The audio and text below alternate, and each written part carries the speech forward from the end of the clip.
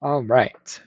All right. So we are on video 1C, and that video is for us to be going over our scheduling software. It's also known as Airtable. We call it Packet Tracker and our material log. So we're going to go through both of those in this video today. We're going to go through the drafting schedule in Packet Tracker. We're also going to go through the material log in the material log base. So um, if you don't already have access to these, you'll have to ask and we can get you permission to access these. But um, these are two different database programs that we use all through this program called Airtable. It's an online database platform. Now, we'll start with the drafting schedule. So if you are in the Packet Tracker 2025 Airtable base, you're going to see um, there is this Packet Tracker tab on the left-hand side. You're going to go ahead and click on that if it's already selected. And then you'll want to scroll down on the My Views area until you see the drafting tab here. If it's not already open, you're just going to click on that little caret, open that, and this drafting schedule version 2.0 is our current schedule that we use today to track everything that we do. If you would like, you can even right click on this and you can actually add it to your favorites, meaning that it will actually stay at the very top of your list up here, like my favorites list up here. So that way I can get to this pretty quickly if I need to. Now, you're probably thinking there's a lot going on here too. Now, Packet Tracker is chock full of all different things that we use day in and day out as drafters, but also as other departments too. So we don't utilize most of the items that are in here, most of the views, the different tabs. For your purposes, what you really want to focus in on is this drafting schedule 2.0. This is the main view that we use from day in and day out. And every Monday we have a short meeting to go over the priorities that are on this list. Let's just say I'll use my name here. So as you can see, each of these little tabs is a different member of our team. And you can see each person and what they have on their list for the upcoming week to next month ranged roughly. Right now I've got 2 items on my list. And like we talked about back in the last video for the takeoff, I have 2 T pages, meaning that these are 2 trim drawings that I'm going to be working on at some point down the road. One is for 14th and Spring Lobby, which is the job we looked at, and the other one is for this other new project coming up. So just like in the takeoff, you will see that there is a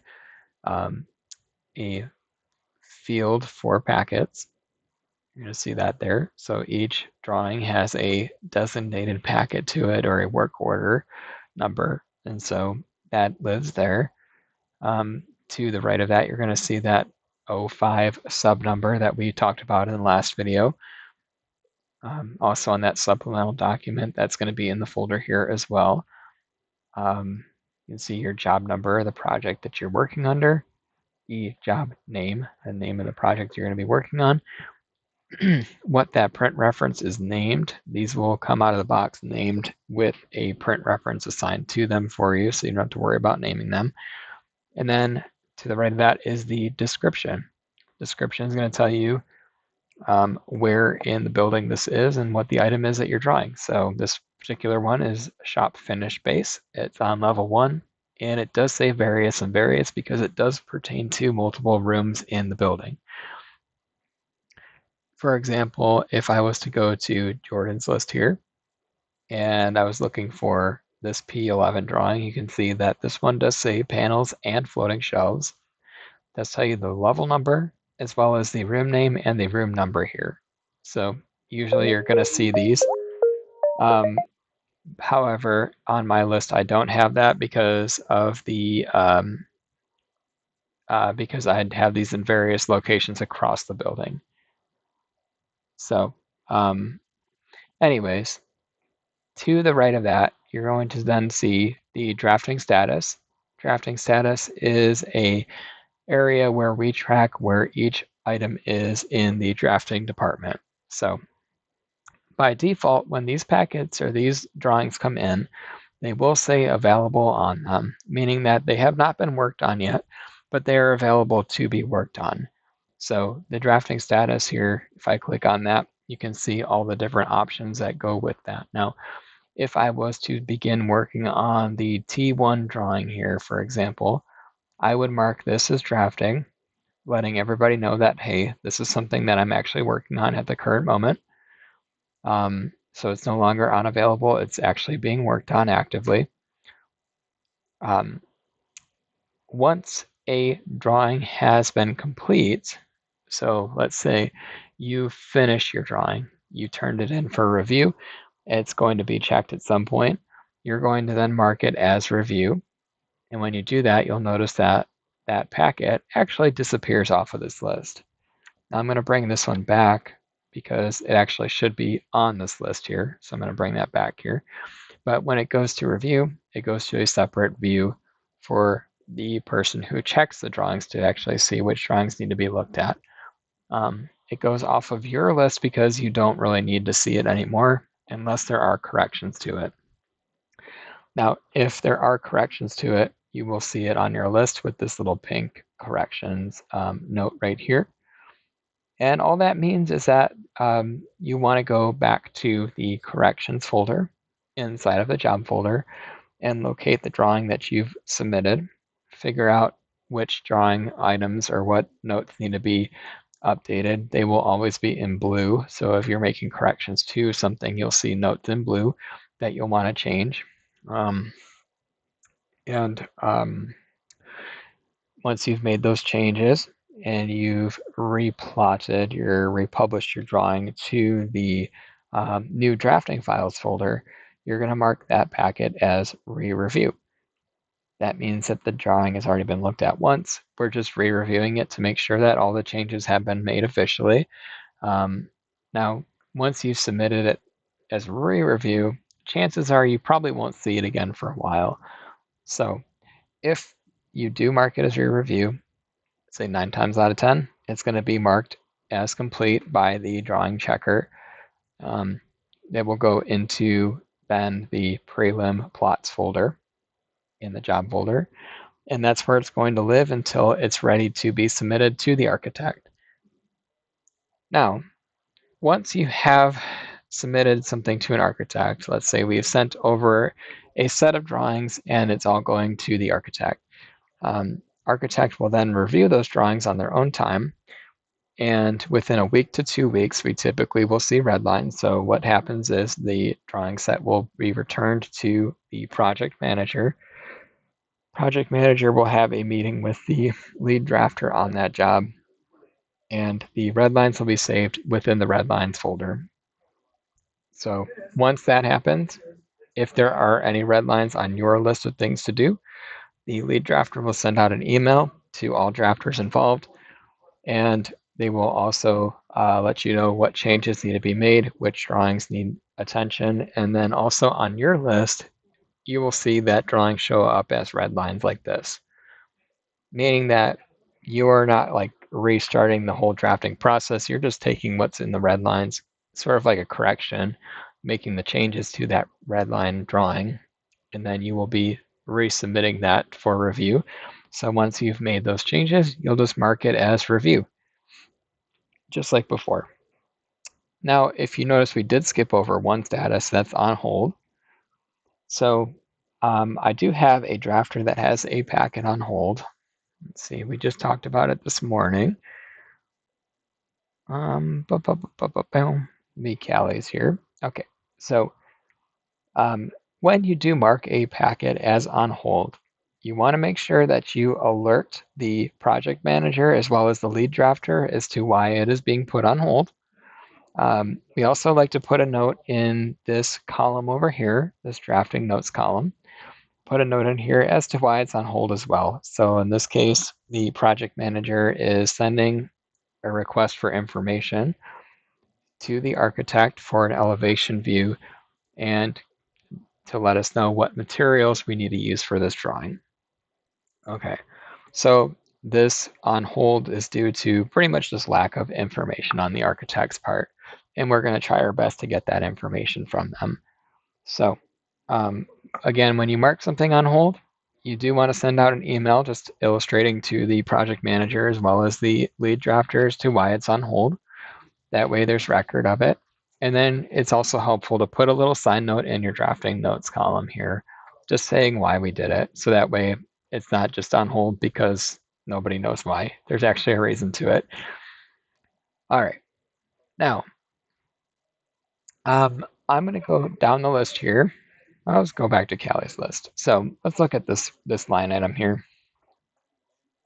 Okay, so the remaining columns that we see here on the right, of course, we talked about the drafting status, and we've gone through all of those.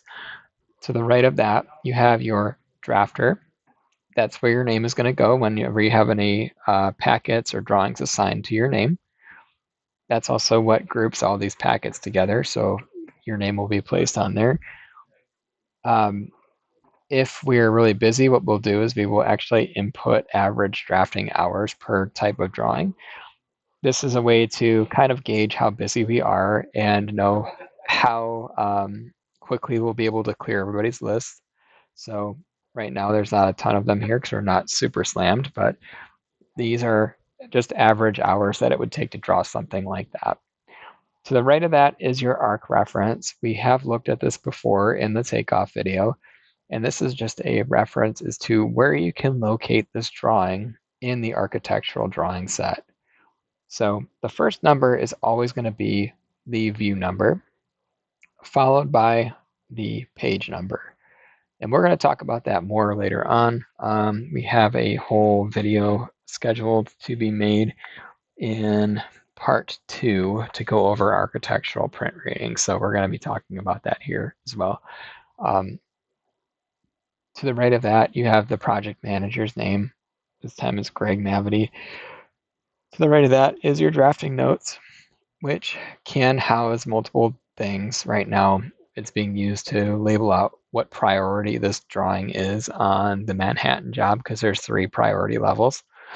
But you can use it as a notes to yourself or notes to other people, like we did with the on hold item, where we put a note there saying, hey, this is on hold for that reason. That's another great use of the drafting notes column.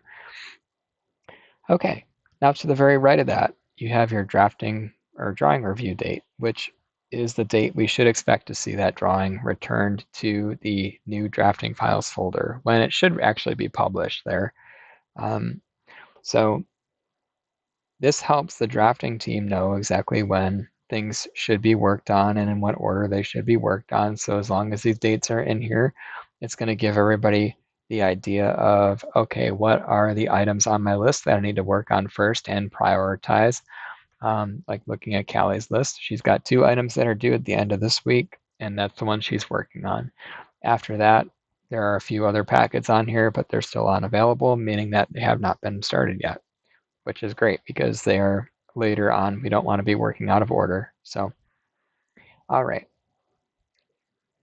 That pretty much covers the drafting schedule here. So we've kind of gone through all the different columns and what they mean, going through what the different statuses are for each drawing. We are going to move on over to a different Airtable base called the material log. This guy here. So in the material log, the main area that you're going to be using is this tab here. It's called material log. And then if you scroll down, I do have this in my favorites here as well. But if you scroll down a little bit, under drafting, there is a column, or sorry, a view here called open job calls. Now, open job calls is going to be the one that you're going to use the most. This actually is the same as this. And what this is it's a view that tells you every material, every hardware, every finish that is used on each project. This is kind of like our database as far as like trying to keep track of every little thing material-wise or hardware-wise on each job. So because we've been using 14th and Spring, as our sort of example project, we're going to go here to 6417. And I'm going to scroll down until I find that job. It's going to take me a second here. There we go. Now once I get there, I can just hit this little arrow here. It'll open that up, and you'll be able to see every finish on that project, as well as every hardware if there are any hardwares. In this case, there's no hardwares labeled right now. Oh wait, there's one actually, so there is one hardware there. Anyways, so this is kind of a breakdown of all the different items that we're going to expect to see on that job. So if you are drawing a drawing for this project, it would be really helpful to have this pulled up on the side, so that way you can actually see what materials are going to be available to you on this project. All right, so let's go through these columns one by one, just like we did on the drafting schedule. So first off, we have this one that's called on-site in orange. This is what we're going to be calling each item on the job. So each material does have a standard name. We have a standard naming convention for all of that, which I will also include as part of my supplemental documents in the folder that go with this as well. Oh, there it is right there. Okay, I will make sure I get that included in that folder as well. So we have several different typical finishes and hardware calls that we use. So we'll go through these one by one. So EB right here, edge banding.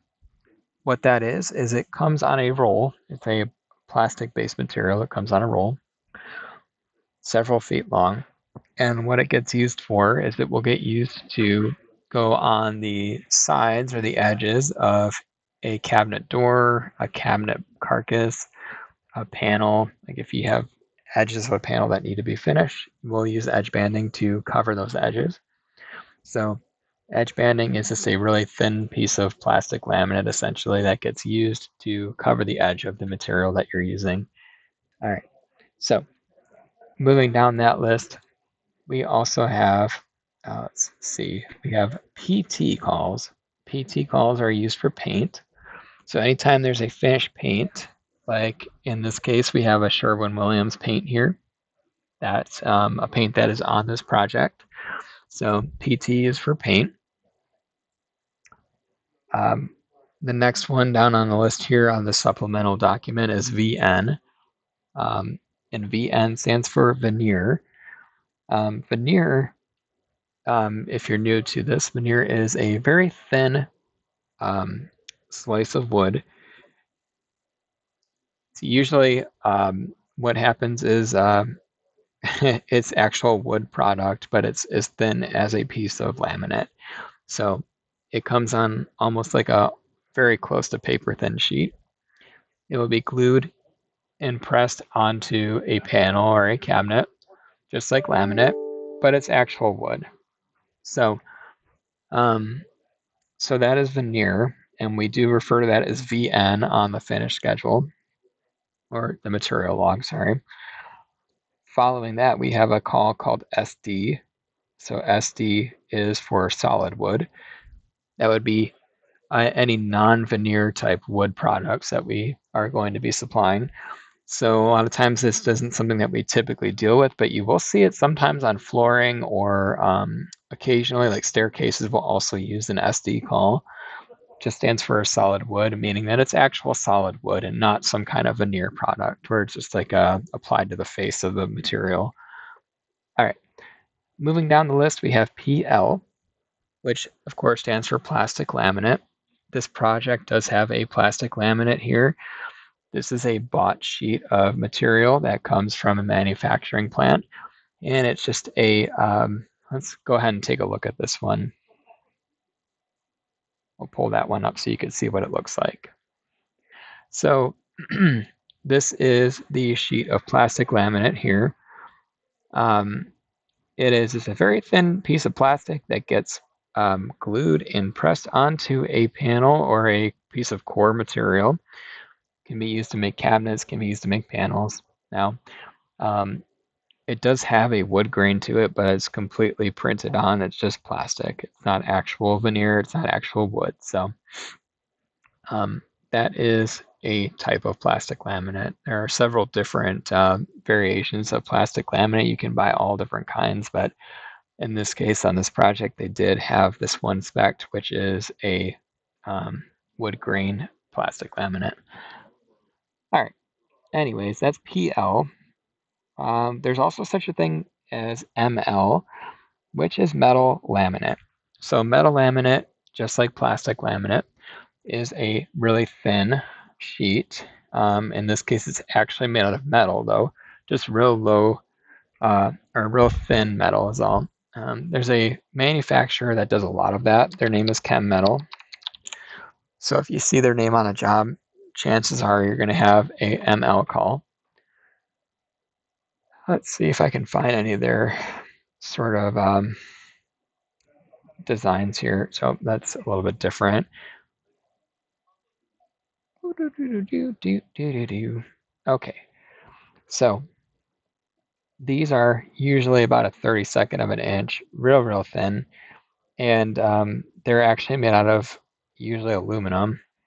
Um, and these aluminum sheets can be pressed onto core material, just like what's shown in this picture, to make like a metal panel for your wall. Or in some cases, you might have metal laminate cabinets, you might have metal laminate panels, might have different uses for this, but it's just like a sheet of laminate where it gets glued and pressed to a core material. This particular project does not have any metal laminate on it, but I just wanted to show you what it would look like if you did see one. Following that on this list here, we have MTL, which MTL is for any sort of a metal call. So we're talking about things like if you needed a steel angle or a steel tube of any kind, sort of things like that that are actual metal, not like sheets of metal like a chem metal or a metal laminate, but like an actual piece of metal. We would call that as an MTL call. Following that, we have something called FAB for fabric. FAB or fabric calls are used primarily for banquettes.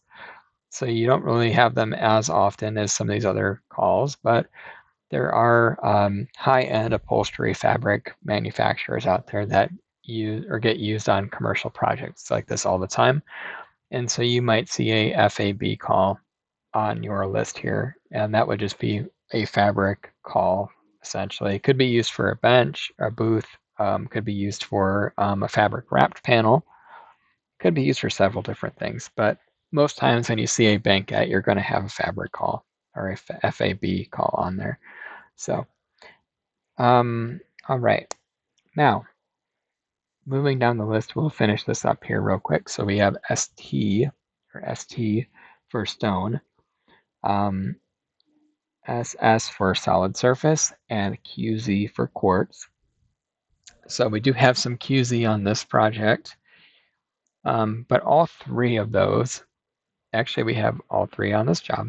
But anyways, all three of those are typically going to be used for countertop materials. So QZ will stand for quartz, of course. SS is for solid surface, which is an engineered stone-like product. And then we have ST, which is going to be used for actual stone countertops or stone products in general. Um, so QZ would be anything quartz, ST would be actual stone, and SS would be solid surface, as in like a not real stone, but manufactured to look like stone.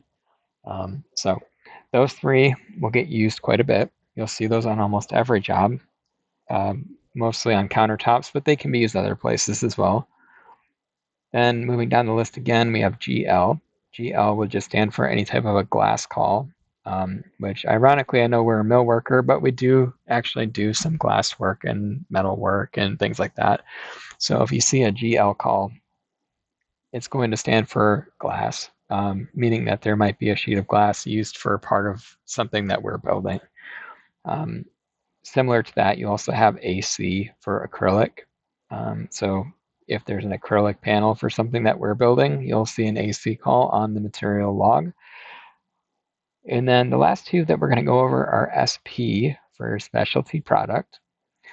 So when we talked about the takeoff in the last video, we did talk about specialty purchase products. SP is the same exact thing. So if you were to buy, let's see, for example, um, even though we are not supplying these on the 14th and Spring project that we looked at, there's companies out there that make pre-made wood slats. So things like this, where they're already pre-made, they're on a backer, and all you do is you just tack nail it to the wall. So if we were going to be using one of these on our job, we would consider that to be an SP for specialty purchase products, because it's something that our shop won't be building, but it's something that we'll be providing. So if we were providing it, we would call it an SP call. So something like that. Um, that's kind of up to interpretation sometimes, but a lot of times what you'll see is anything that's a bought item that we're not capable of producing will usually fit into that category there. The last finish call that we're going to go over is actually a hardware call. It's HW. HW will stand for hardware. And it's used for most things that are kind of just odds and ends. So like your cabinet pole is going to be a hardware call. If you have a bracket to hold up a floating counter, that would be a hardware call. Trying to think of other things like shelf pins for an adjustable shelf. That would be a hardware call. There's a lot of different things that fall into that hardware category too, but it's going to be more or less a bought product, but it's a bought product that has function to it. So you can use those hardware calls for those types of items. In this case, the only hardware that's on this job that we see currently is a cabinet pole. So nothing real crazy there, but it can encompass a lot of different things. Let's see. Sorry. All right. So let's continue where we left off though real quick. So we kind of got off on a little side tangent. We were talking about the um, different types of material calls that we use at onsite. But let's go through these different fields here and just go through this one by one. So each architect is going to have a different labeling system for each of the items that is on their job. So you will see that there is going to be some translating that's happening here. For some reason, this architect is using OX1 to represent what we call our ST1. That's not a big deal. We have this column here for that reason. This is the arc call. This is what the architect is calling the object that's on their material list or hardware list. Now, because they have a different labeling system than we also have this on-site call input, which is going to kind of just do the translating for us. So we're going to type in, like, let's say the architect called this stone OX1. Well, we know that it's a stone product, and we're actually going to, it's actually stone, so what we're going to do is label it as ST1 for stone. And then from there, what we do is we put in the material brand, the material item number if it has one, a description of the item, usually based on what the manufacturer has on their website. Also includes sometimes the thickness if the item is available in several different thicknesses too. I try to include that on here for you guys. And then the finish. So it could be matte, gloss, polish, different things like that. Sometimes not everything has a finish, so you will see there's some that are blank in here. And if that's the case, then that's all right. There's nothing to really worry about. This column that's to the far right of all that, though, this is the combined description of all of the items we've already put in on this side. So it takes all of that into account and it combines it into one single cell on the database. All right, and I'm going to scroll a little bit further to the right. Okay, so to the right here, these are kind of like our drafting status. These are different types of materials or hardwares that you can supply on a job. So we don't really ever use core in drafting, but core is the material that you're using to build something. So it could be solid, it could be MDF, it could be particle board, LSL, you name it. There's a few different things. So, but we don't really get into that too much in here. So we're going to skip right down to edge banding. So edge banding again is a roll of plastic-based material that is used to cover the side edge of either like a cabinet door or a panel or something really narrow. That's edge banding. Finish. Finish will be used anytime there is like a paint or anything of that nature that the shop has to make a finish for. So that'll be what that is. Hardware, of course, is anything that's like a bought item, like a cabinet pole, a grommet, anything like that. You go down here, you've got laminate, which is the same thing as plastic laminate. Got other. So if there's ever a time where you have something that does not fit into any of these categories, like stone doesn't have a drop down, we pull it into the other category here. So there's that. We got solid. So solid is solid wood. If you have any type of solid wood, it would be labeled as solid here. We don't use supplies in drafting. That's more of an installation type category, so that's nothing we have to worry about here. Then we're left with veneer, which is the thin sheets of actual wood that act almost like a plastic laminate, where they are pressed on a core material to give a panel or a cabinet or anything like that a finished wood look without using plastic laminate. And then, of course, we have solid surface, which again is just a is just a produced stone-looking material or stone-like material, even though it's not real stone. So those are all the different categories that you can utilize for the type of material. So I will fill those out as I'm entering in materials, but if you end up adding a material or a hardware to the list, you want to make sure to drop or use that drop down to add that category to it. Over here under on-site material sizes, I always try to put in what the material is available in if I can find it. So if this QZ2 or quartz 2 material is available at a certain size, I try to put, okay, it's available in 61 inches wide by 126 inches long and 2 centimeters thick. So that's all in there and readily available to the drafter that's using this material log. And on the far right hand side, there is something called the OS link or OS call link. Now, if you wanted to know what that material looked like, if you wanted to do some research on it to find out more about it, you can go on this link. This link will take you right to the manufacturer's website for that product. So you can actually see what it looks like. You can kind of do a little bit of digging to find out what size it comes in. You can see other information about that product here. So I usually try to put that link in there for you guys. That way it's there. If you can't find that link or that link doesn't exist in here, a lot of times what you can do is copy this right into a new tab in Google, paste it in, and you should be able to get right to that same website just as easy that way. But it's better to have the links in here when we can do that.